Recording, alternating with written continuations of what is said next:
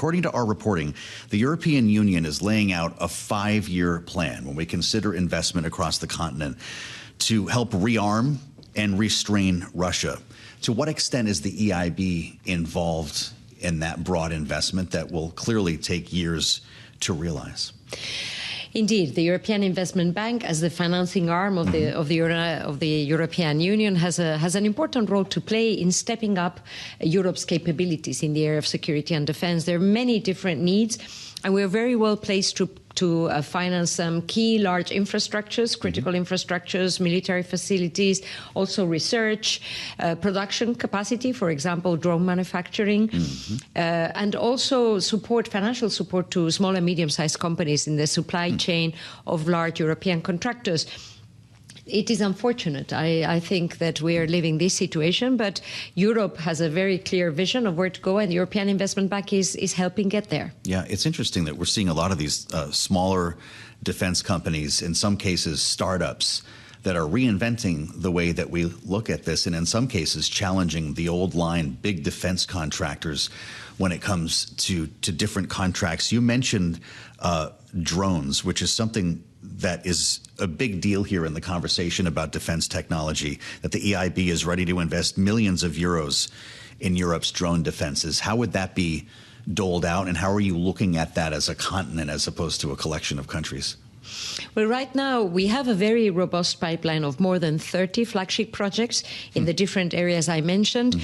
But we're following very attentively the upcoming meeting of leaders, of prime ministers and presidents that will take place next week, the European Council meeting, to see what is their vision precisely when it comes to reinforcing the eastern border of the EU, also drone manufacturing and protection against enemy drones, etc. And we will be ready to help and support in those areas where we have most value added.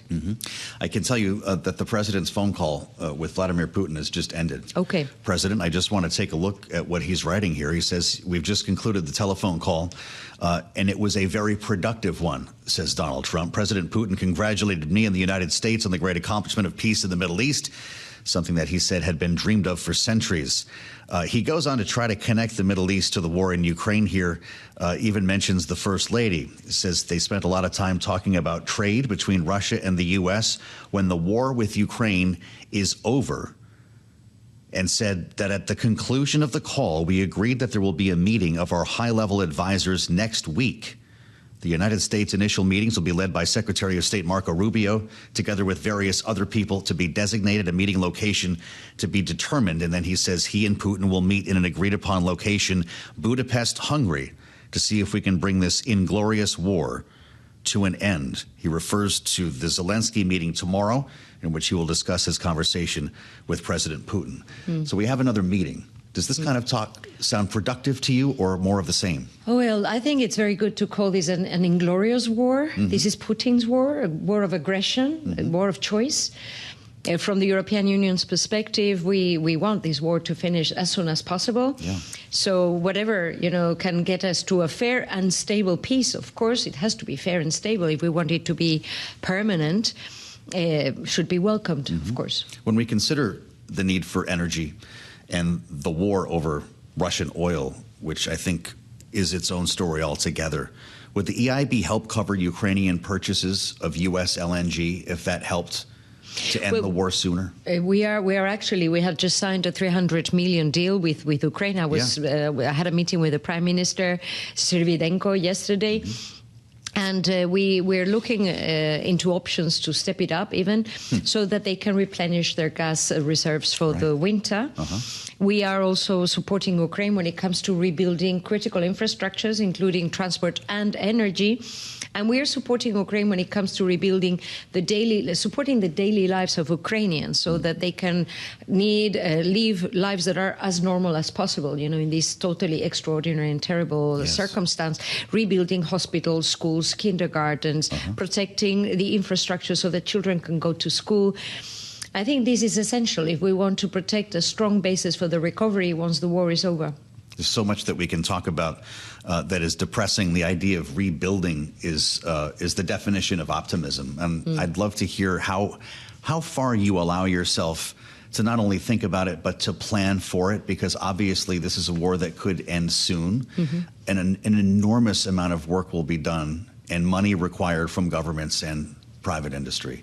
How far have you planned this out? I am very grateful for your question, and I'm going to also smile, and I say, absolutely. I actually think I am very confident that Ukraine will bounce back very strongly once the war is over, because I have seen the determination, the resilience, the commitment of Ukrainians. I have also seen the very strong infrastructures of the country, and we have been supporting them for more than 2 years to make sure that the country has a strong basis on which to build this reconstruction, and also to pave the way for a successful accession to the European Union.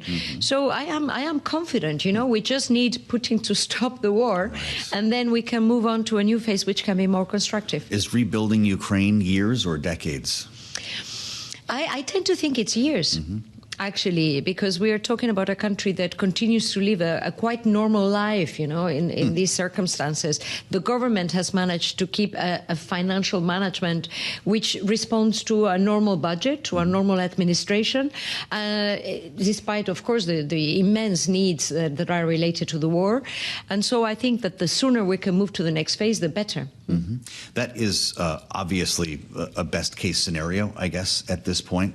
When it comes to European commitments like the one that we mentioned for buying U.S. LNG, do you want to see a matching commitment from the United States? Or do you think the administration has done what it can, at least financially speaking? Well, right now, I think we all have to focus in supporting Ukraine. And obviously, military support is of the essence. European countries are clearly stepping up their support, not only to protect ourselves, to protect the European Union, but also to support Ukraine. Countries are taking quite novel, quite innovative measures to provide this support. And I think this is the essential thing so that we can see an end to the war. And then we will have to see how everybody contributes to supporting the recovery of the country.